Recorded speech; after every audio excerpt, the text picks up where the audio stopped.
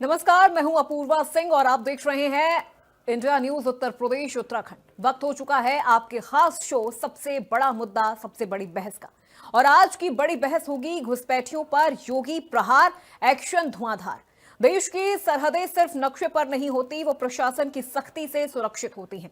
आज उत्तर प्रदेश में वही सख्ती दिखाई दे रही है।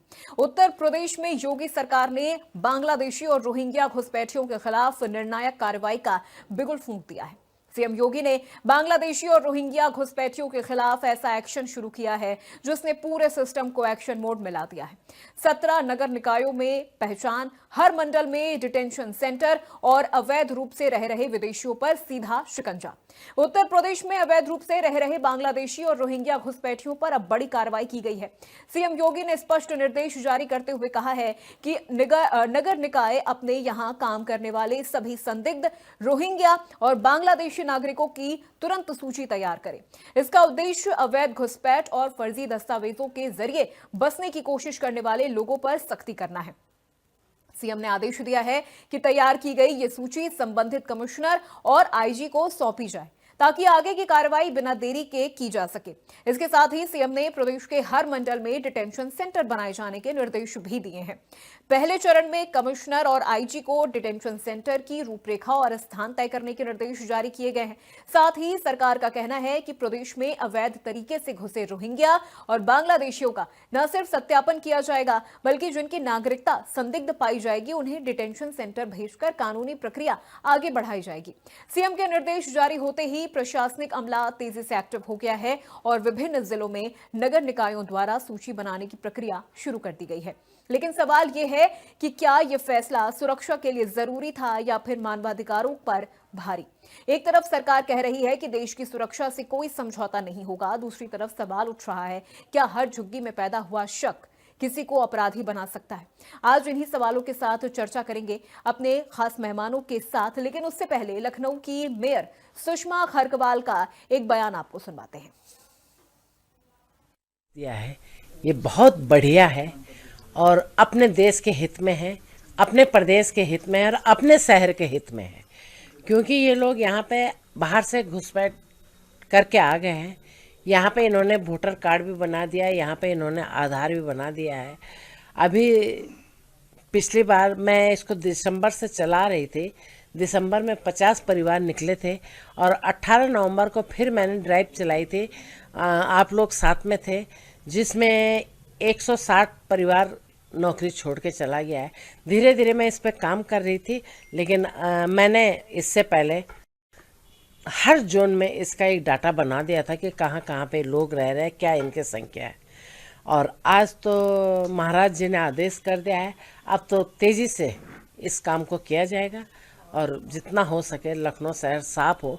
ये भी एक गंदगी है, इस गंदगी को साफ करना मेरा काम है।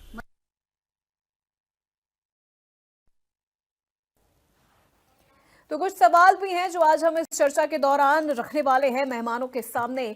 घुसपैठियों के विरुद्ध यूपी में जारी है युद्ध। योगी के डिटेंशन सेंटर, कैंडिडेट की तलाश। डिटेंशन सेंटर तैयारी, योगी के एक्शन भारी। घुसपैठियों पर एक्शन प्लान, निकायों में बड़ा अभियान।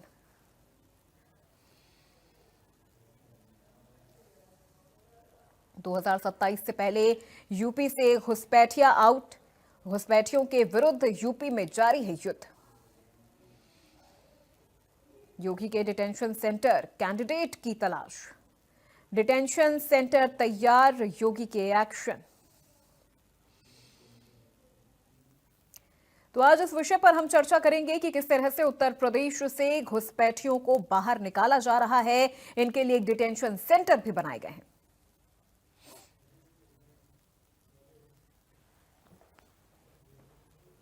तो चलिए चर्चा की शुरुआत करते हैं। एक एक करके मेहमानों से आपका परिचय करवा देते हैं। गौरव मिश्रा हमारे साथ जुड़ गए हैं, प्रवक्ता है बीजेपी पार्टी से। गौरव जी बहुत स्वागत है आपका। अशोक तिवारी हमारे साथ जुड़ गए हैं, प्रवक्ता है समाजवादी पार्टी से। अशोक तिवारी जी आपका भी बहुत स्वागत है। डॉक्टर सुनील कौशिक जी हमारे साथ जुड़ गए हैं, वरिष्ठ पत्रकार के तौर पर। सुनील कौशिक जी बहुत स्वागत आपका। और हमारे सहयोगी के.एन. पांडे लखनऊ से सीधे हमारे साथ लाइव जुड़े हैं। के.एन. पांडे, सबसे पहले चूंकि मैं आपसे ही सवालों की शुरुआत करूंगी, उसके बाद मेहमानों का रुख करूंगी। आप लगातार ग्राउंड पे हैं, इस पूरी प्रक्रिया को आप होते हुए देख रहे हैं। चाहे हम एसआईआर की बात करें या फिर जो घुसपैठिए हैं उनको निकालने के लिए जो प्रक्रिया बनाई जा रही है वो भी आप लगातार देख रहे हैं। क्या लग रहा है, आपका अनुभव क्या बता रहा है इस पूरी प्रक्रिया को लेकर? आज से पहले क्या आपने कभी उत्तर प्रदेश में इस तरह से घुसपैठियों को बाहर निकालने की जो प्रक्रिया है वो इतनी तेज गति से होते हुए देखा है? जी पूर्वा, आपने सही कहा कि ये पहली बार किसी गवर्नमेंट ने जो है इस तरीके का इनिशिएटिव लिया है जो बांग्लादेशियों को और रोहिंग्यों को जो है एक तरीके से कहा जाए तो यहाँ से उत्तर प्रदेश से भगाने के लिए या देश के बॉर्डर पे भगाने के लिए इसी प्रक्रिया अख्तियार की गई। तो इसके पहले भी मैं आपको बताना चाहूँगा कि इन बांग्लादेशियों ने और रोहिंग्यों ने कई बार जो है एक तरीके से देखा जाए तो यहाँ पर नगर निगम लखनऊ में अभी बीते एक साल हुआ, अभी दिसंबर माह में जो पिछला बीता है पिछले साल का, उस दौरान यहाँ नगर निगम की जो महिला कर्मचारी थी वो झुग्गी झोपड़ियों को हटाने के लिए गई थी, उनके ऊपर हमला किया गया, उनके सारा जो है बदसलूकी की गई थी और उनके यहाँ तक कि उनके कपड़े भी फाड़े गए थे। तो इस तरीके की काम ये लोग करते हैं जो, और ये भी मैं आपको बताना चाहूँगा कि जो यहाँ पर नगर निगम में राजधानी लखनऊ में अगर बात की जाए तो यहाँ पे 15,000 सफाई कर्मचारी हैं। तो 15,000 सफाई कर्मचारियों में से जो मीडिया रिपोर्ट्स हैं उसमें माना गया है कि लगभग 80% जो कर्मचारी हैं, जो सफाई कर्मचारी हैं, जो रोज नाली की सफाई करते हैं या कूड़ा बीनने का काम करते हैं, उसमें से 80% जो है वो रोहिंग्या हैं या बांग्लादेशी हैं। तो इसको लेकर के कई बार इसके पहले भी प्रक्रिया शुरू की गई थी लेकिन उतना मुफीद नहीं साबित होगी। मैं आपको बताना चाहूँगा कि इसके पहले मैं आपको बताना चाहूँगा कि जो है मथुरा में 80 से 90 के आसपास जो है वो बांग्लादेशी जो है वो भट्टों पे काम करते हुए अभी पकड़े गए थे बीते मई माह में। तो कुल मिलाकर देखा जाए तो इनकी पैठ कई जगहों पर रही है और सीएम योगी ने अभी इसको जो है सफाई करने की एक तरीके से प्रक्रिया की शुरुआत की है। पहले जो है इन्होंने बीते 22 तारीख को कहा था कि पूरे प्रदेश के सभी जिलाधिकारियों को यह आदेश दिया था कि सभी जिलों में डिटेंशन सेंटर बनाए जाएंगे। उसके बाद जो है अभी ये नया आदेश दिया कि जितने भी नगर निकाय हैं या नगर निगम है उनमें जितने भी सफाई कर्मचारी हैं या मजदूर हैं उनको एक तरीके से देखा जाए, उनको आइडेंटिफाई किया जाएगा कि आखिर वो लोग किस तबके के लोग हैं, कौन से लोग हैं, कहाँ से आए हैं। और इस बार जो सीएम ने आदेश दिया, उस सख्त आदेश दिया कि इस बार जो है आधार कार्ड जो होगा या वोटर कार्ड इसमें मान्य नहीं होगा। पूरी तरीके से ये आधार कार्ड और जो है एक तरीके से वोटर आईडी कार्ड जो होगा ये पूरी तरीके से मान्य नहीं होगा, इसमें इसकी कोई मान्यता नहीं होगी, एक तरीके से इनवैलिड माना जाएगा। इसके लिए उन्होंने साफ तौर पे कहा है कि इसके जो लोग भी होंगे उनका एक तरीके से जो है जन्म प्रमाण पत्र होगा या हाई स्कूल का प्रमाण पत्र होगा। अगर ये सब चीज़ें उनके पास होगी तभी उनको जो है मान्य नागरिक के रूप में एक तरीके से वैधता मिलेगी। अन्यथा की स्थिति में उनको डिटेंशन सेंटर में डाला जाएगा। उसके बाद जो विधिक कार्रवाई होगी उसका अंजाम देते हुए बहुत सारी जानकारी यहाँ पर हमारे सहयोगी ने भी दी है।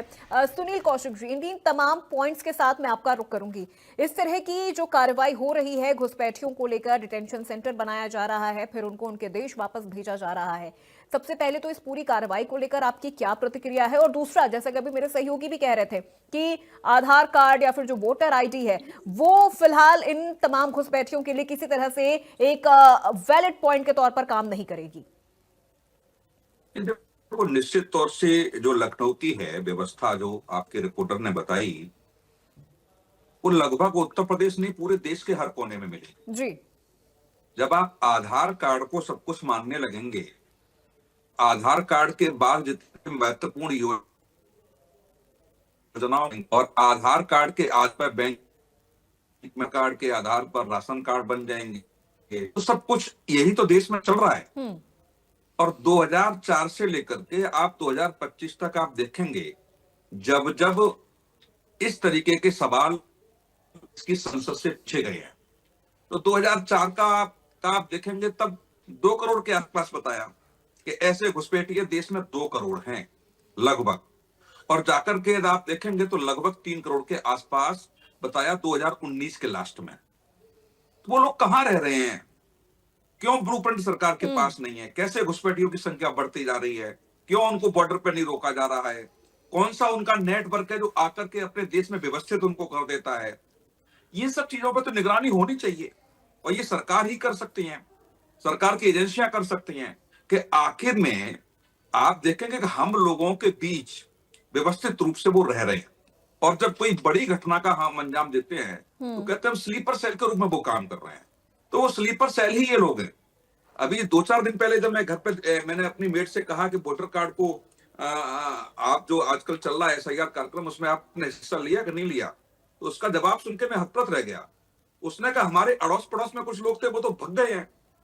जैसे ही अधिकारियों का आना शुरू हुआ बीएलओ पहुंचे वो दिखाई नहीं दे रहे, फोन उनके स्विच ऑफ हो गए। लेकिन ये कंप्लीट नहीं है। आखिर वो जाएंगे कहाँ?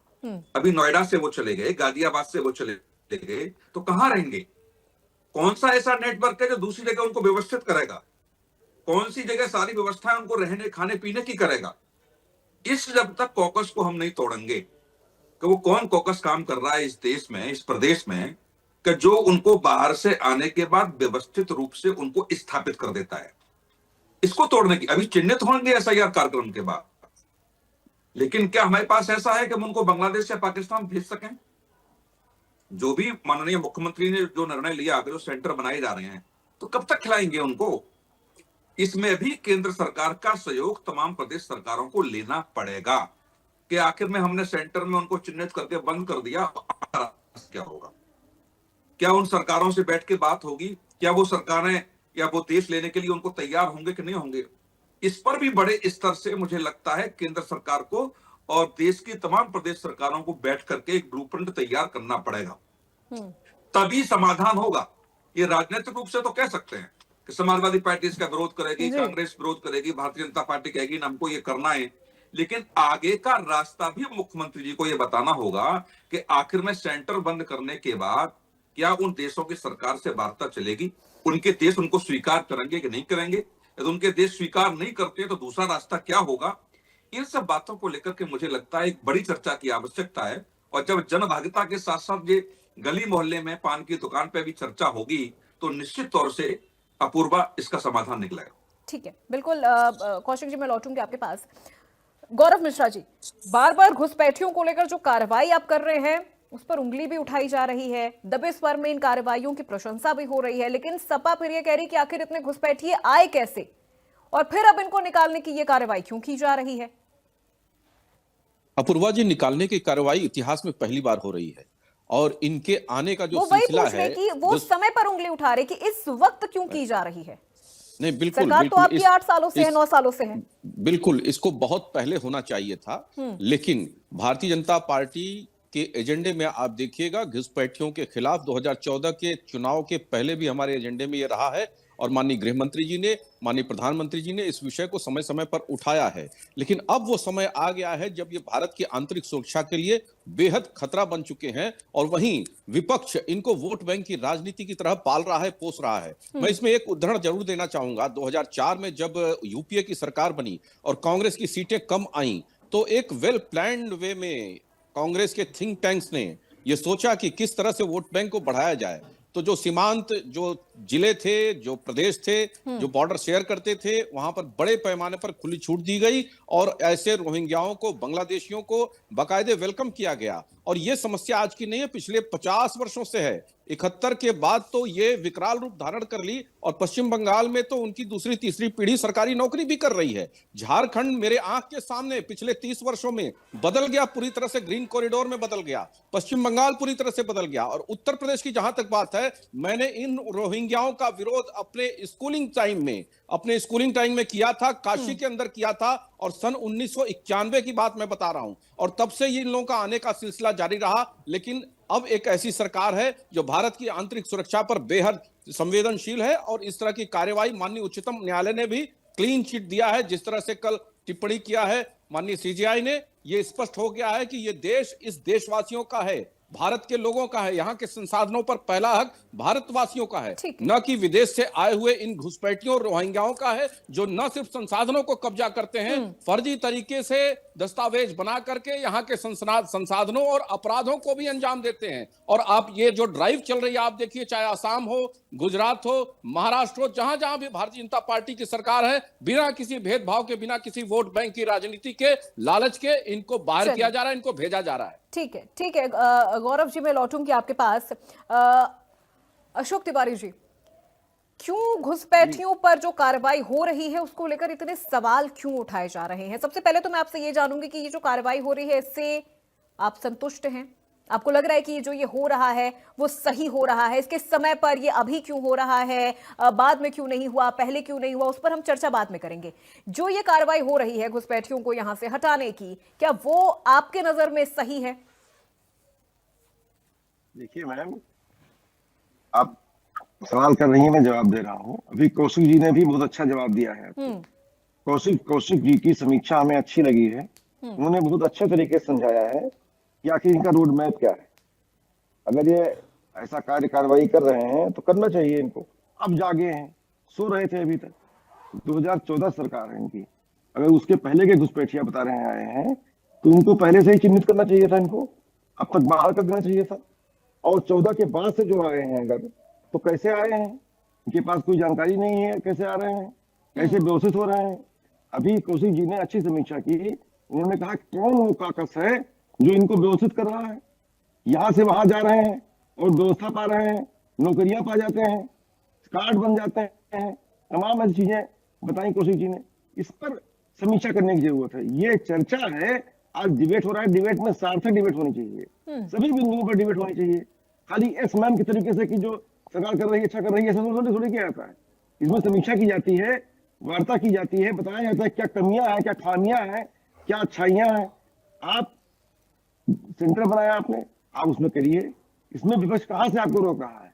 विपक्ष तो कह रहा है कि आपको 2015 से ही 14 से ही करना चाहिए था, पहले से करना चाहिए। आप रोना रोते रहते हैं हर समय, घुसपैठिया और कुछ कार्रवाई नहीं कर पाते हैं। आप खाली घुसपैठिया बोलते रहते हैं, बस खाली मुद्दा बनाते हैं। और इन मुद्दों पर आपको जन समर्थन नहीं मिलने वाला है। महंगाई के मुद्दे पे, बेरोजगारी के मुद्दे पे जनता खड़ी है उत्तर प्रदेश की। आप ये कार्रवाई कर रहे हैं, ये कार्रवाई तो आपको पहले से करनी चाहिए थी, 17 से करनी चाहिए आपको, जब गवर्नमेंट में आए थे आप। 14 से करनी चाहिए आपको। आप लेट से कर रहे हैं, विलंब कर रहे हैं, इसमें सार्थक कार्रवाई भी नहीं कर पा रहे हैं। खाली बस जबानी जमा खर्च कर रहे हैं, बस कार्रवाई का ढोंग कर रहे हैं, कार्रवाई कर ही नहीं पा रहे हैं। अभी तक कितने घुसपैठिया निकाले, कितने घुसपैठिया अभी तक आए हैं प्रकाश में? आप बताइए, आप भी नहीं जानते होंगे कितने आए हैं। सवाल इस बात का है, खाली बोलने से नहीं होता, काम करके दिखाइए ना। आप कुछ करिए। आप जैसे अभी कौशिक जी ने अच्छी समीक्षा की कि आगे का रोड मैप क्या है, आप कौन देश उनको ठीक है, कितने निकाले गए घुसपैठिए, इसका जवाब तो मुझे लग रहा है गौरव मिश्रा जी देंगे कि क्या ये कार्रवाई सिर्फ आप दिखावे के लिए कर रहे हैं या वाकई इस कार्रवाई का कोई नतीजा, सकारात्मक नतीजा नजर आ रहा है। लेकिन अशोक तिवारी जी, कुछ विवाद आपकी पार्टी को लेकर भी रहा है घुसपैठियों के इस मामले में। यह तक विवाद रहा है कि घुसपैठियों को वोट दिलाने का अधिकार दिलाने की जो कोशिश है वो समाजवादी पार्टी ने की है। अरे फर्जी ये भी एक विवाद रहा है। आरोप है। हम फर्जी आरोपों का जवाब देने के लिए बैठे हैं यहाँ पर। जो फर्जी आरोप आप लगा रही हैं एंकर, हम उसका जवाब देने के लिए बैठे हैं यहाँ पर। फर्जी आरोप है सारे जी। अच्छा, तो आपकी पार्टी के दौरान कभी घुसपैठियों को बाहर निकालने की कोशिश नहीं की गई? हमारे समय में जो की गई ठीक की गई।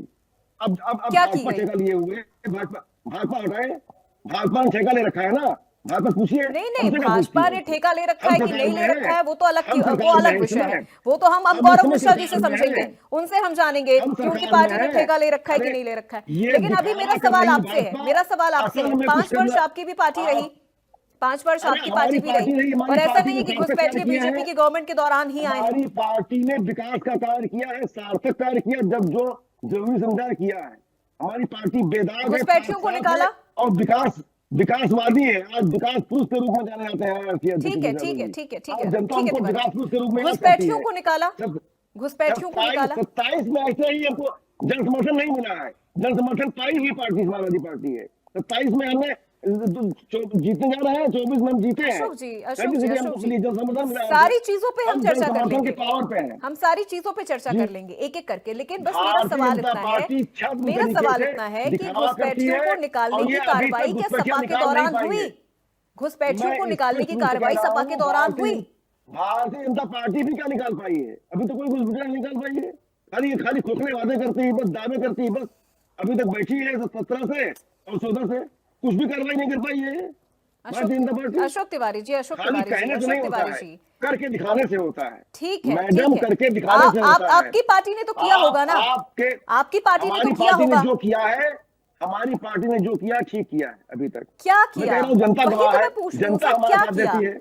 आपकी पार्टी ने भी तो घुसपैठियों के खिलाफ कोई कार्रवाई की होगी, उनको निकाला होगा, सफाई में डांस कराया, इनकी पार्टी ने सफाई में डांस कराया है। अपूर्वा जी एंकर नहीं है, कुछ नहीं किया है। एक मिनट सर, आप भाजपा के पुख्ता बन जाइए। पूर्वा जी, भाजपा का साथ दीजिए आप। आपका सर, मैं भारत में प्रवक्ता सवाल बन पूछने की रही हूँ। हिम्मत नहीं है। अब अगर आपकी आपसे हिम्मत पलट नहीं के है। सवाल पूछ लिया जाए तो फिर आपको मीडिया बीजेपी की प्रवक्ता लगने लग जाती है। खैर वो अब हमारी वो चीज मैंने पार्टी ने सर जनहित वो के सर कार्य मैंने किए हैं, माइंड करना ही विकास छोड़ किए दिया है, हैं, क्योंकि मैं फालतू इतना बातों सुन में चुकी अपना हूँ समय सर कि इन बर्बाद नहीं चीजों को किया मैंने है। माइंड करना छोड़ दिया। मैंने बहुत सिंपल हमारी सा आपसे पार्टी, सवाल पूछा कि सपा के अरे दौरान भैया, क्या घुसपैठियों को लेकर कार्रवाई हुई? बिल्कुल किए आपको तो गए सर हैं, एकदम सीना चौड़ा करके बिल्कुल। बोलना चाहिए था। जहां आपको तो अब एकदम अगर कोई सीना अगर चौड़ा अगर करके कोई बोलना चाहिए था कि हाँ हमने घुसपैठियों के खिलाफ कार्रवाई की है, हमने उनको निकाला। अभी मैंने आपसे सवाल पूछा कि आपको लेकर एक विवाद था कि आप लोगों ने घुसपैठियों के लिए जो वोट दिलाने का अधिकार है आप वो ये करने की फर्जी कोशिश कर रहे फर्जी थे। आरोप है। आपके फर्जी आरोप लगाने से जनता नहीं मान लेगी आपकी बात। जैसे आपकी बात आपने को मेरे इस आप आरोप को चर्चा फर्जी करते रहिए। बताया, जैसे आपने आप मेरे इस फर्जी आरोप करके को बोलिए। फर्जी बताया, आपका वैसे काम आप है, मेरे इस सवाल का भी आपका जवाब दीजिए काम है कि फर्जी सपा ने बोलना। क्या किया आपके घुसपैठियों के फर्जी खिलाफ। बोलने से जनता आपकी बात को गंभीरता नहीं लेने वाली है। अरे जी, मेरी बातों को आप गंभीरता फर्जी से नहीं आरोप लेगी लगाते सर, रहिए। आपकी बात को तो गंभीरता से लेगी। आप तो पार्टी के तो मैं प्रवक्ता तो कह हैं, रहा हूँ, आप भारतीय तो जनता पार्टी पार्टी के दिखावा प्रवक्ता है कर रही तिवारी है, जी, आपकी बात को तो नाटक गंभीरता कर से रही लेगी है, जनता। नाटक आप कर रही, बताइए ना गंभीर ही नहीं कि हाँ है। हमने निकलवाए, हमने भाजपा, इतने घुसपैठिए निकलवाए हैं। मैंने स्पष्ट कह दिया, भाजपा गंभीर ही नहीं है इस मुद्दे पर। सिंपल सी भाजपा बात है अशोक दिखावा कर तिवारी रही जी। है, अब देखिए नाटक कर अब रही है, मेरी बात और सुनिए। अब रुक कोई जाइए, अब रुक कार्रवाई जाइए, रुक कर नहीं जाइए, पाएगी रुक भाजपा। जाइए। कौशिक जी का मैं रुक करूंगी, लेकिन उसके पहले एक चीज यहां पर मैं क्लियर कर दूं। मैंने आपसे बहुत सिंपल सा सवाल पूछा। पहले तो मैंने ये बोला कि आपकी पार्टी को लेकर यह आरोप है कि घुसपैठियों को वोट देने का जो आरोप अधिकार है वो फर्जी दिलाने की आरोप कोशिश है, तो आपकी पार्टी कर रही फर्जी थी। आरोप बनाएंगे आपने तो हम कहा जवाब कि दूंगा ये आरोप उसका। फर्जी है, मैं इसका जवाब आप नहीं दूंगा। फर्जी ठीक है, मैंने आप मान फर्जी लिया। आरोप फिर बनाएंगे, मेरा हम दूसरा जवाब देंगे सवाल ये आपको था फर्जी कि आरोप जब का। आप लोगों ने ये नहीं किया तो फिर आप लोगों ने पक्का घुसपैठियों को बाहर निकालने की कोई तो कार्रवाई की होगी, कुछ तो किया होगा, कोई जब जिस डेटा समय बनाया होगा। जब आप जिस कह रहे हैं कि समय हमने जो जब किया वो ठीक किया। अब तो इसका सर जब जिस सीधा समय जो सा किया, मतलब जो यही है ना कि फिर उचित था इसीलिए वो तो आपको किया। एसआईआर से परेशानी हो रही है। आपको लग रहा अरे है कि अगर परेशानी, घुसपैठिए ही निकल एसआईआर जाएंगे में तो फिर हमें नाम वोट कौन काटने का देगा। प्रयास कर रहे हैं, आपको नाम फिर ये काटने डर की सता रहा कोशिश की है जा कि रही अगर है, घुसपैठिए और हम निकल नाम जाएंगे तो कटने फिर नहीं हमें देंगे। वोट कौन देगा। हमारे कार्यकर्ता बूथ में फैले हुए हैं, हर बूथ पे हमारे कार्यकर्ता है, अभी कैसे वो काट देंगे सवाल नाम? ही नहीं है नाम तिवारी जी। नाम चलिए कटने ही नहीं देंगे चलिए, हम। अब आप नाम इस कटने बात ही को नहीं घुमा देंगे। रहे हैं, अब आप इस बात को घुमा रहे हैं। कोई बात नहीं। हर सुनील बूथ कौशिक पर जी, हमारे सुनील कौशिक जी, मीडियाकारी बैठे हुए नहीं नहीं, हैं। अब रुक जी, जाइए तिवारी जी। अब भले अगली दिए बारी तो में आप बोलिएगा, कर रहे अगली हैं, बारी में बोलिएगा सर, अगली बारी में बोलिएगा। मैंने बहुत मौका दिया आपको, मैंने 4-5 बार ये सवाल दोहराया। कर दिया, संवेदना ही हो गई भाजपा। अब रुक जाइए तिवारी जी, रुक जाइए। कौशिक जी से है। मेरा सवाल है, मैंने और सिर्फ भाजपा 4-5 बार ये नाटक सवाल आपसे करेगी, पूछ लिया, नाटक दोहरा करके लिया, वोट नहीं आपने पाने इसका वाले मुझे 27 में। सटीक जवाब नहीं दिया। 27 में बुरी हार आने जा रही भाजपा। अब रुक जाइए जी। सर, अब रुक जाइए। ठीक है, ठीक है। कौशिक जी, देखो, दो चीजें हैं पूर्वादी। कभी समाजवादी पार्टी या इंडिया गठबंधन के घोषणा पत्र में घुसपैठियों को बाहर निकालने का मुद्दा रहा ही नहीं। कभी इन्होंने नहीं कहा किसी मंच पर कि हम घुसपैठियों को बाहर निकालेंगे। जो कानून संबद्ध जो व्यवस्था इस देश के संविधान ने दी है, उसके तहत कांग्रेस की सरकार में भी ऐसा नहीं घुसपैठिए बाहर नहीं गए। घुसपैठिए बाहर गए हैं, व्यवस्थित किया है। वो चाहे कम संख्या ज्यादा संख्या हो सकती है, लेकिन आप जब घोषणा पत्र में वो समर्थन देश की जनता से मांगते ही नहीं। और ये शाश्वत सत्य, इसमें कोई बात नहीं है, तिवारी जी स्वीकार करें या ना करें। एक वर्ग है जिनके साथ इंडिया गठबंधन खड़ा रहता है। और 2014 की लोकसभा जब हारे तो एंटनी साहब की अध्यक्षता में कमेटी बनी, उसकी रिपोर्ट में बिल्कुल है, इसमें मतलब कोई छिपाने की बातें नहीं है, ये सब पब्लिक डोमेन में है। तो वो सवाल आप गलत जगह कर रही थी, वहां सवाल बनता ही नहीं। हाँ, ये जरूर है कि यदि घुसपैठियों को बाहर किया जाता है तो ये लोग समर्थन में आएंगे कि नहीं आएंगे, ये देश को देखना पड़ेगा। यदि घुसपैठिए बाहर निकालने का एक ब्लूप्रिंट क्रमबद्ध तरीके से प्रदेश सरकारों के साथ केंद्र सरकार का मिलकर बनेगा, उसमें कांग्रेस हो, समाजवादी पार्टी हो, टीएमसी हो, यदि ये रुकावट बनते हैं तो देश के सामने एक्सपोज होंगे। लेकिन ये आने तो दीजिए। मैंने क्या कहा शुरू में, जो उनको व्यवस्थित करने वाले कौन लोग हैं, इनको चिन्हित करने की आवश्यकता है। और अभी मैंने एग्जाम्पल दिया कि नोएडा से जो लोग बाहर भग गए, मोबाइल ऑफ हो गए, तो वो देश के किसी कोने में तो रुके होंगे। ऐसा तो है नहीं कि सीधी फ्लाइट से बांग्लादेश चले गए। इसका मतलब कोई नेटवर्क है जो उनको व्यवस्थित कर रहा है। बिल्कुल बिल्कुल कौशिक उस जी, व्यवस्था नेटवर्क को है। मैं बहुत माफी के साथ आपको बीच में रोक रही हूँ कौशिक जी। इसी सवाल के साथ मैं आपके पास वापस आऊंगी, लेकिन हमारे साथ एक और खास मेहमान जुड़ गए हैं। पूर्व एसीपी हैं दिल्ली से, एलएन राव जी हमारे साथ जुड़ गए हैं। राव जी, बहुत स्वागत है आपका इस चर्चा में। नमस्कार पूर्वा जी, नमस्कार। बिल्कुल सर, नमस्कार। चूंकि अभी सर चर्चा घुसपैठियों को लेकर चल रही है, उत्तर प्रदेश में जिस तरह से घुसपैठियों को हटाने की जो पूरी योजना, जो पूरी प्रक्रिया चल रही है, आप उससे वाकिफ होंगे सर। तो पूरी मुझे लगता है कि चीजें आपको बताने की या इलैबोरेट करने की तो इस वक्त यहाँ पर जरूरत ही नहीं है सर। क्विक रिएक्शन सर आपका इस पूरे मसले को लेकर। एक तरफ विपक्ष इसके प्रक्रिया को लेकर सवाल उठा रहा है, लेकिन अब यहाँ पर सर हम अगर देखें इस पूरे विषय को, तो ये जो डिटेंशन सेंटर बनाए जा रहे हैं घुसपैठियों को हटाने को लेके, क्या लग रहा है कि ये कार्रवाई सही है, सही समय पर हो रही है, या बहुत पहले हो जानी चाहिए थी? वैसे तो देखिए, ये कार्रवाई बहुत समय पहले हो जानी चाहिए थी, क्योंकि घुसपैठे आज नहीं आए हैं, ना 2 साल पहले आए हैं। ये बहुत पुराने आए हुए हैं। कैसे आए, क्यों आए और किसने लेके आए, ये सारी बात देखने की है। लेकिन अब जब ये अब शुरू कर दिया है, क्योंकि सुप्रीम कोर्ट ने भी कहा है कि इनको घुसपैठियों को आइडेंटिफाई करो और अगर हैं तो उनको बाहर भेजो। और बाहर भेजने का एक तरीका होता है, वो एक लीगल प्रोसेस होता है। उसको प्रोसेस को अडॉप्ट करने के लिए उन लोगों को कहीं ना कहीं डिटेन पहले करना पड़ेगा, फिर कोर्ट से प्रोसेस से वो बाहर भेजे जाएंगे। इसलिए डिटेंशन सेंटर की बनाने की जरूरत है। और जो भी कार्रवाई हो रही है बहुत ही न्याय संगत तरीके से और कानूनी प्रक्रिया को ध्यान में रखते हुए हो रही है। इसमें कोई किंतु परंतु कुछ नहीं हो सकता। और जो लोग इसको विरोध कर रहे हैं, मैं समझता हूँ वो देश के साथ में सुरक्षा और व्यवस्था का खिलवाड़ कर रहे हैं। मैं उनको बड़े स्पष्ट शब्दों में, मैं कोई पॉलिटिकल आदमी नहीं हूँ, मैं ना पॉलिटिकल भाषण देता हूँ, लेकिन इस बात से बड़ा तवक्को रखता हूँ कि जो घुसपैठिए हैं, वो जितने बाहर से लोग आए हुए हैं हमारे देश के अंदर, पहले ही हमारे और पॉपुलेटेड है, हमारे दूसरे संसाधन है, वो अपने देश के लोगों के लिए कम पड़ रहे हैं और बाहर के लोग आकर उनका हक तो छीन ही रहे हैं। दूसरी बात, क्राइम में इन्वॉल्व हो रहे हैं। आप मैक्सिमम क्राइम रिकॉर्ड देखेंगे तो मैक्सिमम लोग, ये जो बांग्लादेशी हैं, रोहिंग्या हैं, ये क्राइम में इन्वॉल्व और सीरियस क्राइम में इन्वॉल्व हो रहे हैं। मर्डर, अटेम्प्ट टू मर्डर, डकैती, रॉबरी, ये सब लोग कर रहे हैं। तो ये अब क्राइम रिकॉर्ड में आप जाके चेक करेंगे, सब चीजें हैं इसमें मिलेंगे, कौन कौन आदमी। अगर ये आदमी बाहर के हैं तो उनको बाहर भेजना बहुत ही जरूरी है। नॉट ओनली उत्तर प्रदेश, मैं कहता हूँ और भी सभी राज्यों में इसको लागू करना चाहिए। एसआईआर का जो सिस्टम है उसको, उसके हिसाब से जो कानूनी प्रक्रिया है उसके हिसाब से उसको करना चाहिए। और इसको करने में कोई अगर बाधा डालता है तो वो, मैं समझता हूँ देश के लिए बिल्कुल उसके खिलाफ कानूनी कार्रवाई। सर, इससे आप एक वेरिफिकेशन के तौर पर इस पूरी प्रक्रिया को देख रहे हैं, या आपको लग रहा है भविष्य में कोई बड़े पैमाने पर डिपोर्टेशन भी इस पूरी चीज को लेकर हो सकता है? देखो, वेरिफिकेशन करना बहुत जरूरी है। ऐसा भी नहीं है कि एसआईआर के नाम पर कोई जेन्युइन आदमी जो इंडियन सिटीजन है वो भी कहीं गुजरा जाए, वो भी नहीं होना चाहिए। एसआईआर का मतलब ये है कि जेन्युइन वेरिफिकेशन हो और वेरिफिकेशन के बाद ये मालूम हो कि जो आदमी वास्तव में घुसपैठे है वही जाए। हमारे देश के जो निवासी हैं, जो सिटीजन ऑफ इंडिया है, वो ना जाए।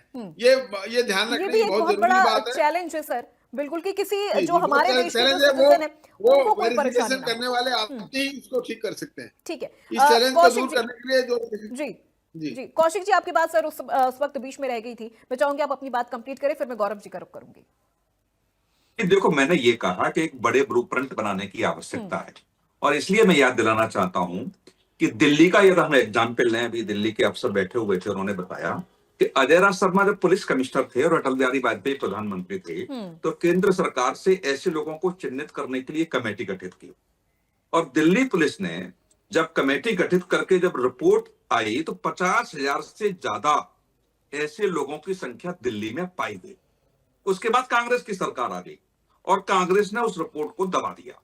2004 में कांग्रेस की सरकार आ गई, 2003 की शायद ये बात है, मुझे याद है 2002 या 2003 की बात है ये।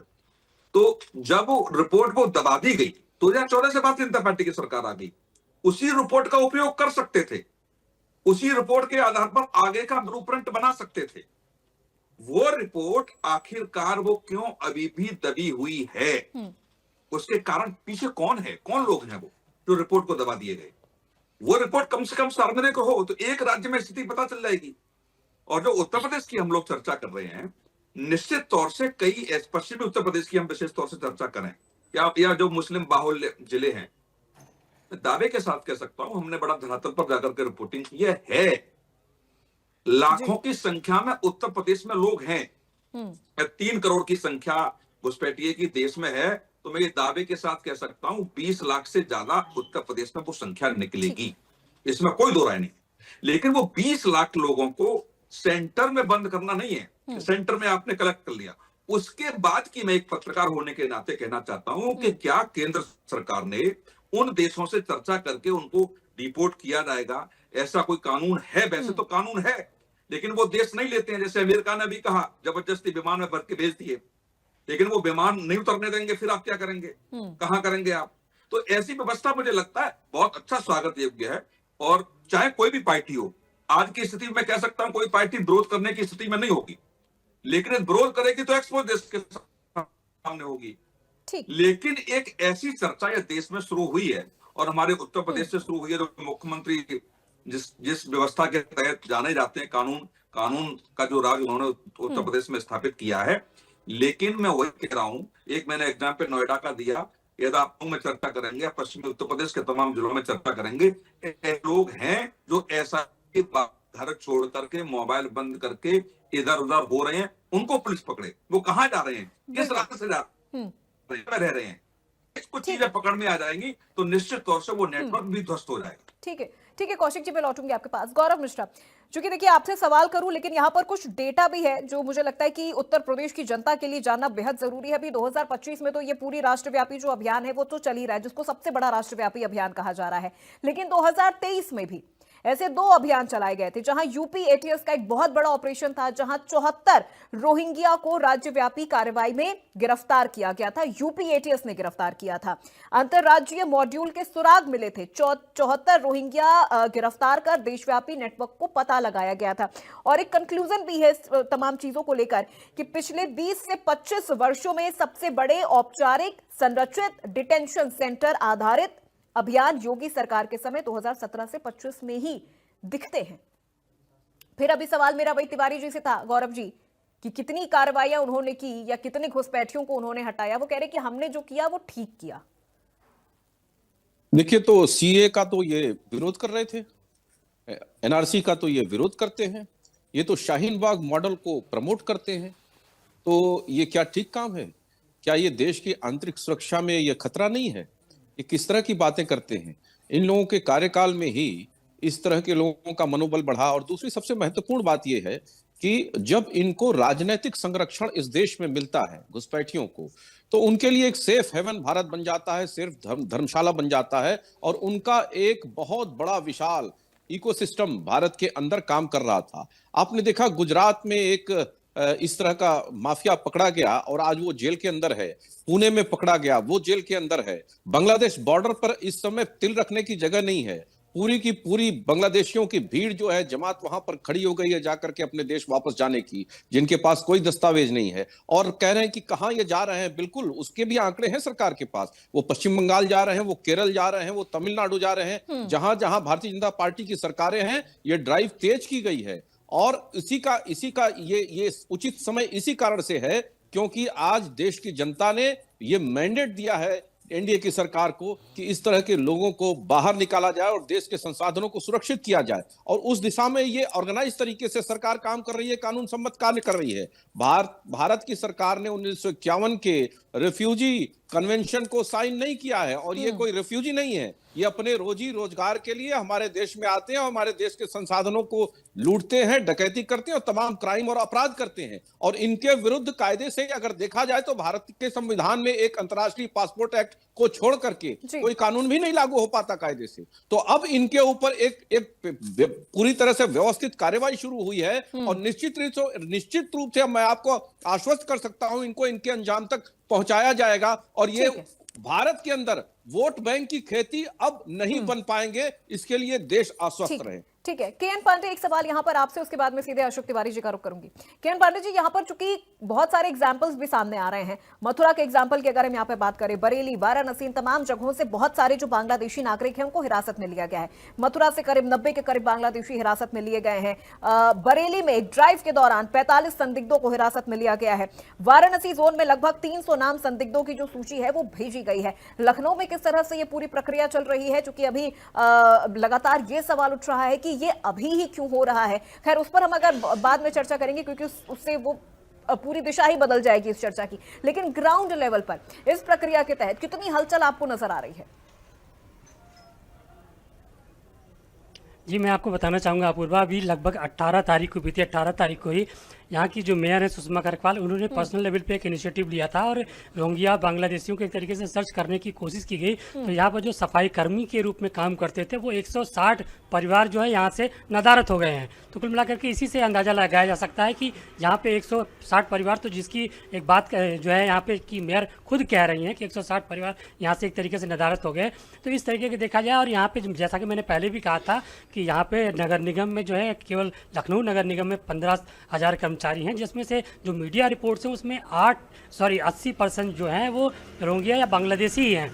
तो जाहिर सी बात है कि जब इस तरीके का इनिशिएटिव लिया जाएगा, मुझे लगता है कि जब ये कल चीज़ें अखबारों में आएगी, मीडिया में आएगी, तो यहाँ पे जो है एक तरीके से खलबली मचना शुरू हो गई है। मुझे लगता है कि ये जो लोग सफाई कर्मी अवैध रूप से यहाँ पे बांग्लादेशी या रोहिंग्या रह रहे थे वो कहीं न कहीं पलायन करेंगे, और यहाँ से हो सकता है कि राजधानी लखनऊ से पलायन करके किसी अगल बगल के ज़िले में चले जाएँ। लेकिन माना जा रहा है कि यहाँ पर जो इनिशिएटिव लिया है योगी आदित्यनाथ से, उसका इम्पैक्ट जो है ज़रूर दिखाई पड़ेगा, उसका इम्पैक्ट जो है दिखना शुरू हो गया है। सरकार जो जितने भी जिलाधिकारी हैं वहाँ पर डिटेंशन सेंटर की जो है एक तरीके से सर्च करने की कोशिश की गई, और जो है यहाँ पे जो और इनको सर्च करने की कोशिश की जा रही। और सबसे बड़ी बात है कि जो यहाँ पे नगर निगम में ठेकेदार काम करने वाले हैं, जिसमें औने पौने दामों पर सफाई कर्मियों को एक तरीके से हायर किया था ताकि उनको कम पैसा दिया जा सके और ज़्यादा प्रॉफिट लिया जा सके। तो सबसे बड़ी बात जो है वो एक तरीके से कहीं न कहीं देखा जाए तो इसमें ठेकेदारों की भी मिली भगत रही, उनका भी एक तरीके से देखा जाए तो उन्होंने एक तरीके से कहा जाए कि उनके खिलाफ भी कार्रवाई करने की ज़रूरत है, क्योंकि उन्हीं की निशानदेही पर या उन्हीं की एक तरीके से सरपरस्ती में ये बांग्लादेशी जो हैं या रोहिंग्या जो हैं एक तरीके से राजधानी लखनऊ के तमाम जो है वार्ड में जो साफ़ सफाई का काम करते हैं, कूड़ा उठाने का काम करते हैं। तो जाहिर सी बात है कि जब सरकार इनिशिएटिव लेगी तो सफाई कर्मचारी जो है एक तरीके से जो रोहिंग्या बांग्लादेशी वो तो यहाँ से फरार होंगे या पकड़े जाएंगे, उनको डिटेंशन सेंटर में रखा जाएगा। उसके बाद जो है वो इनके जो ठेकेदार हैं उनके खिलाफ भी कार्रवाई जरूर होगी मुझे लगता है, और उसके बाद जब पूछताछ होगी तो ये भी पता लगेगा कि आखिर वो किसकी सरपरस्ती में यहाँ पे आए हैं, कौन उनका सरगना है, किस कार्रवाई होगी। तो उसके जद में अभी बहुत सारे लोग आने अभी बाकी हैं और बहुत सारे लोग आएंगे भी। अशोक तिवारी जी, चूंकि अभी मेरे पास कोई ऐसा डेटा सामने नहीं आ पा रहा है जिसमें ये कहा जा सके कि सपा के दौरान रोहिंग्याओं को लेकर या घुसपैठियों को लेकर कोई कार्रवाई की गई। ये कार्रवाई पहले होनी चाहिए, इसका पक्ष गौरव मिश्रा जी ने भी रखा। उन्होंने भी कहा कि हम मान रहे हैं ये कार्रवाई बहुत पहले हो जानी चाहिए, क्योंकि मेरा पहला सवाल ही उनसे यही था। सुनील कौशिक जी भी यही कह रहे हैं, राव साहब भी यही कह रहे हैं कि ये कार्रवाई पहले होनी चाहिए थी, नहीं हुई, लेकिन अब हो रही है। आप कह रहे हैं कि पहले होनी चाहिए, नहीं हुई, ठीक है, नहीं हुई। अब मैं स्पष्ट रूप से कहना चाहता, बात खत्म हो गई आपकी, नहीं हुई हो गई सर, आप बोलिए। स्पष्ट रूप से कहना, मैं आपसे स्पष्ट रूप से कहना चाहता हूँ कि भारतीय जनता पार्टी अभी जो जनाधार खो चुकी है, अपना जन समर्थन खो चुकी है, अपना 24 में बुरी हार चुकी है, उसके पास दिखावा करने के सिवा कोई रास्ता नहीं है। अभी कौशिक जी ने बहुत अच्छे से बहुत ही मुझे अच्छा लगा, उनकी सारी बातें अच्छी लगी कौशिक जी की। कौशिक जी की चाटुकारिता से बाहर आइए और पहले जवाब दीजिए, जवाब दीजिए और सही जवाब दीजिए, अपना जवाब दीजिए, अपना पक्ष रखिए। बोलने दीजिए, आप बोलने दीजिए सर, बोलने दीजिए सर जी। ये डिबेट है, हमें अधिकार है बोलने का, किसी की बात पे बोलने का अधिकार है, आपकी बात पे बोलने का अधिकार है, कौशिक जी की बात बोलने का अधिकार है। मुझे डिबेट करना आता है, मुझे डिबेट करना सिखाइए मत आप, अच्छी तरह डिबेट करना आता है मेरे को। कौशिक जी ने अच्छी बात कही, हाँ, कौशिक जी की बातों को रखूंगा। उन्होंने साफ कहा है कि कोई रोड मैप नहीं है। तमाम अगर बहुत संख्या में भी अगर आप कहीं से पाते हैं इस तरह के लोगों को और उनको सेंटर में रखते हैं, आगे कहां ले जाएंगे इसका रोड मैप नहीं है आपके पास। आप हाश-पाश में हैं, आप जल्दबाजी में हैं, आप इस समय चूंकि चोट खाए हुए हैं, जन समर्थन खो चुके हैं, कोई तरीका आपके पास नहीं है, तो आप इस तरह के निर्णय लेकर के दिखाना चाहते हैं कि आपने सेंटर में इतने लोगों को रख दिया है। उनको रखे रहेंगे, खिलाते रहेंगे, पैसा कमी तो आपको है नहीं, कोई पैसा तो आपका आता ही है, तमाम तरह चंदा आता है आपके पास, तो आपको पैसा बहुत है आपके पास इस समय, तो खिलाते रहेंगे। कोई सरकार का कोई टैक्स का पैसा है, जनता के टैक्स का पैसा का बेजा इस्तेमाल करते रहेंगे आप खाली वोट पाना चाहते हैं और इन मुद्दों को वोट पाना चाहते हैं जो कि आपको मिलने वाला नहीं है। न महंगाई का मुद्दा कम होने वाला है आपके समय में, न रोजगार किसी को मिलने वाला है, किसान आज बेहाल है, दर भटक रहा है। इन मुद्दों को जनता भूलने वाली नहीं है। जिन मुद्दों को 24 पे उसने वोट दिया है, उन्हीं मुद्दों 27 वोट देगी। इस पर आप वोट पाने से रहे, आप कितना भी दिखावा कर ले, नाटक कर ले, रोड मैप ना बनाए, कोई आगे की व्यवस्था तैयार करें। आप जो है इन्हीं मुद्दों को उठाते रहे, इससे आपको कोई भला होने वाला नहीं है। आप बुरी हार हारेंगे। 27 में आपको जनता दिखा देगी, आपकी औकात दिखा देगी। पिछड़े दलित, ठीक। अल्पसंख्यक, आपके सामान्य वर्ग के ब्राह्मण आज जो आक्रोश में है, किसान जो आक्रोश में है। ठीक है तिवारी जी, देखिए अभी मुझे लग रहा है शायद आपने सुना नहीं, लेकिन अब मैं आपको यहाँ पर एक बार फिर से बता दे रही हूँ कि ये जो कार्रवाई है ये पहली बार नहीं हो रही है उत्तर प्रदेश में। 2023 में भी यूपी एटीएस ने 74 रोहिंग्याओं को गिरफ्तार किया था। ये राज्यव्यापी कार्रवाई हुई थी सर, ये कोई पहली बार कार्रवाई उत्तर प्रदेश में 2025 में नहीं हो रही है। आप पहली बार नहीं बोल रही, कौशिक जी ये बात बोल चुके हैं, तो इसका क्या अंजाम हुआ था बता चुके हैं। सारी बात डिबेट में आ चुकी, पहले आ चुकी है। आप फालतू बोल रही हैं। तो मैं तो आपसे ये भी पूछ रही थी ना अशोक तिवारी जी, मैं तो आपसे ये भी पूछ रही थी कि समाजवादी पार्टी ने क्या कार्रवाई की है। ठीक है बीजेपी ने नहीं की, बीजेपी दिखावे की कार्रवाई कर रही है। आपका जवाब दे चुका मैं। नहीं मिला ना तिवारी जी मुझे जवाब, मुझे अब तक ये जवाब नहीं मिला। मिलता तो मैं आपसे दोबारा ये सवाल क्यों करती? अगर मुझे इसका जवाब मिलता तो मैं आपसे दोबारा ये सवाल नहीं करती ना सर। अरे मैंने कहा ना हमने किया या नहीं किया, जनता उसकी जवाब देगी उस चीज का। सवाल इस बात का है कि ये क्या कर रहे हैं, आपने किया नहीं किया, ये कैसा जवाब है तिवारी जी? ये कैसा जवाब है? मतलब घुसपैठिए आपके लिए प्रायोरिटी नहीं है, घुसपैठिए आपके लिए सुरक्षा का विषय नहीं है। अरे बहुत बड़ा विषय है। अभी तो क्या किया आपने फिर?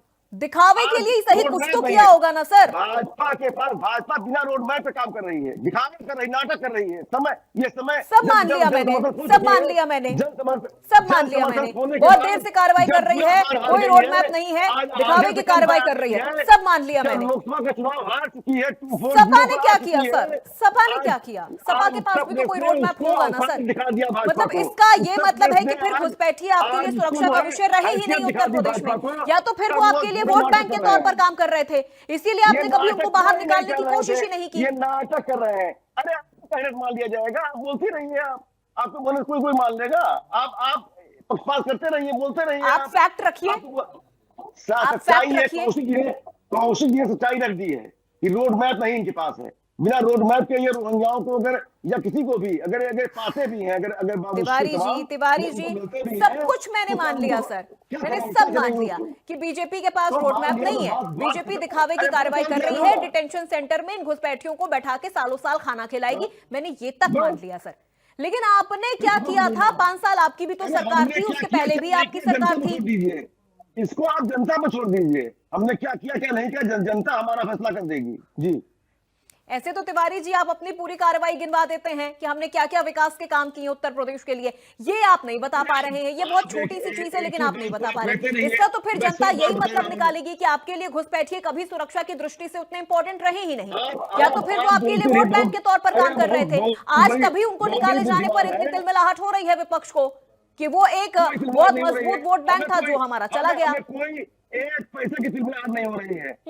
आप कल का आज निकाल दें, आप रिपोर्ट करते हैं, आप बाहर भेज दें। सवाल किया था अभी जो है हमारे कौशिक जी ने, हमें कोई दिक्कत नहीं है। चलिए ठीक है, इसको जो भी देश चाहे ले ले, हमें क्या दिक्कत है इससे। ठीक है, एलन राव जी कुछ कहना चाह रहे हैं? जी राव जी।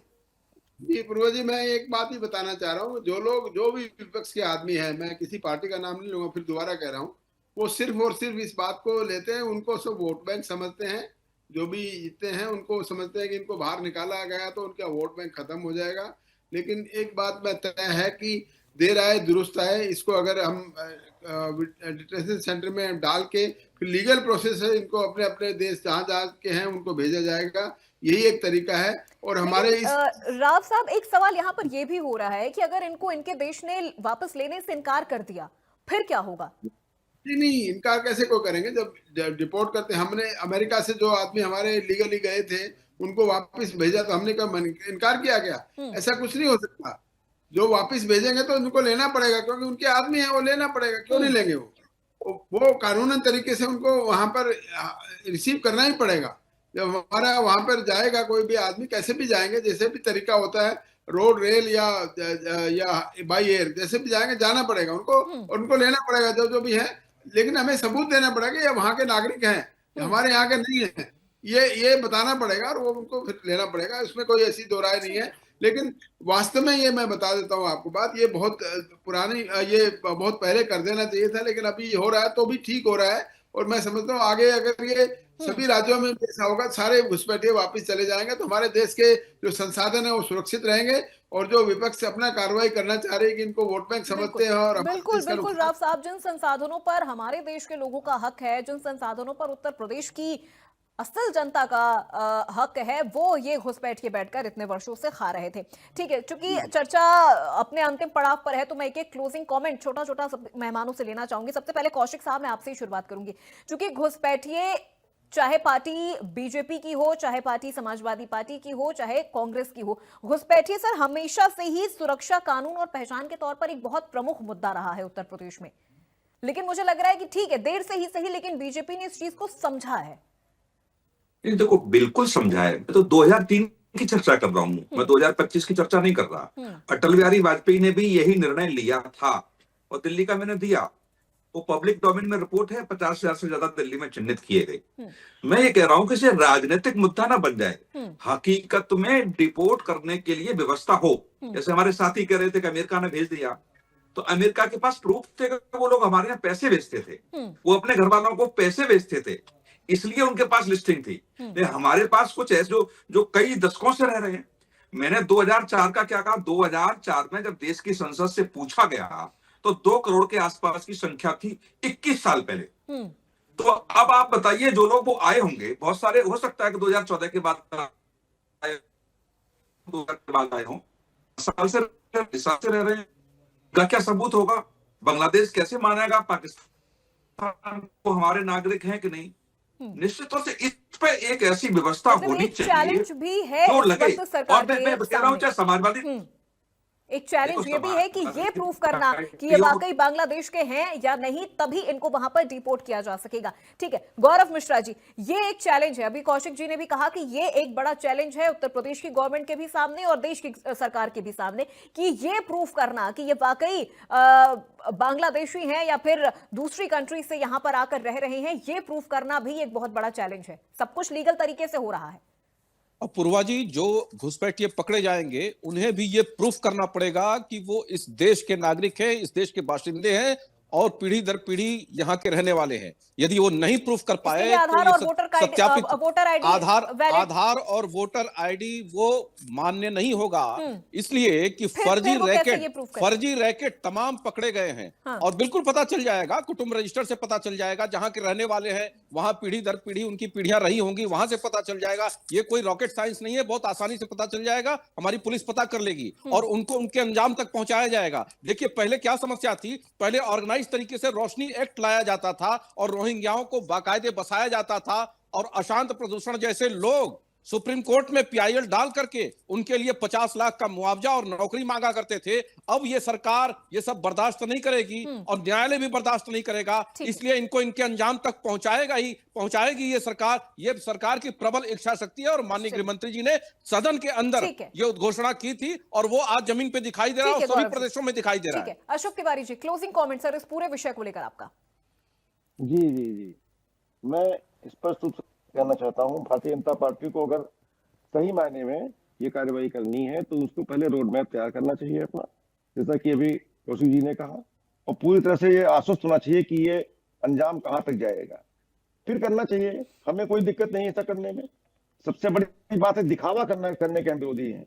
आपका मन तो नहीं है करने का, लेकिन दिखावा कर रहे हैं, खाली नौटंकी कर रहे हैं, खाली आप जो है डिटेंशन सेंटर बना रहे हैं, उसमें कुछ लोगों को डालना चाहते हैं और इस पर अपनी रोजी रोटी सेकना चाहते हैं, इस पर वोट चाहते हैं।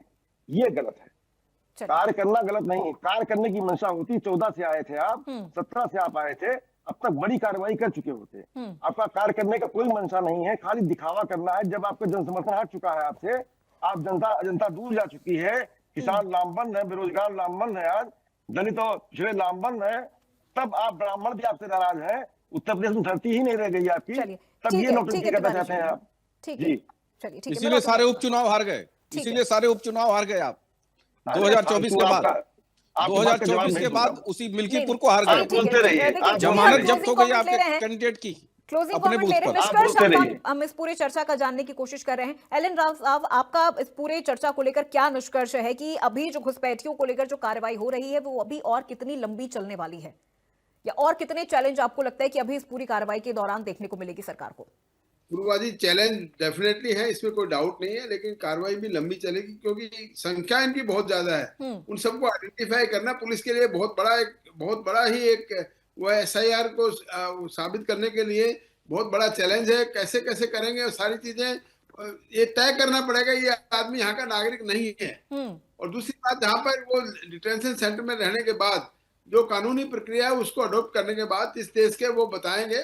ऐसा नहीं है कि पूछताछ करने के बाद वो बताएंगे नहीं हम कहाँ के हैं, वो भी बताएंगे हम वहां के हैं, उनका स्टेटमेंट लिखा जाएगा, लीगल कार्रवाई होगी, उसके बाद उसको डिपोर्ट किया जाएगा।